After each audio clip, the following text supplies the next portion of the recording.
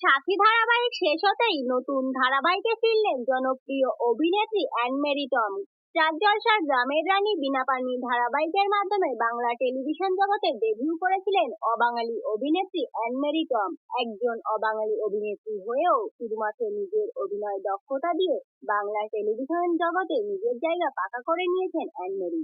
প্রথম ধারাবাহিকের পর তাকে আর পিছনে ফিরে তাকাতে হয়নি। এরপর একের পর এক জনপ্রিয় ধারাবাহিকে অভিনয় করতে শুরু করেন অভিনেত্রী অ্যান-মেরি টম। শেষবার তাকে সাথী ধারাবাহিকে অভিনয় করতে দেখা যায়। এই ধারাবাহিকে তাকে মেঘলা চরিত্রে অভিনয় করতে দেখা যায়। সাথী ধারাবাহিক শেষ হতেই আবার স্থান বাংলার নতুন ধারাবাহিক দেবী বরণ ধারাবাহিকে অভিনয় করবেন অভিনেত্রী অ্যান-মেরি টম। ইতিমধ্যে প্রোমো সামনে এসেছে, যেখানে দেখা যাচ্ছে অ্যান-মেরি একজন দৈবিক কন্যা রূপে অভিনয় করছেন। ধারাবাহিকে অ্যান-মেরি টমের চরিত্রের নাম দেবী। তাহলে বন্ধুরা, অ্যান-মেরির কামব্যাকে আপনারা কতটা খুশি হয়েছেন কমেন্টে অবশ্যই জানাবেন। এরকম নিত্য নতুন আপডেট পেতে ভিডিওটি লাইক ও চ্যানেলটি সাবস্ক্রাইব করে পাশে থাকুন। ধন্যবাদ।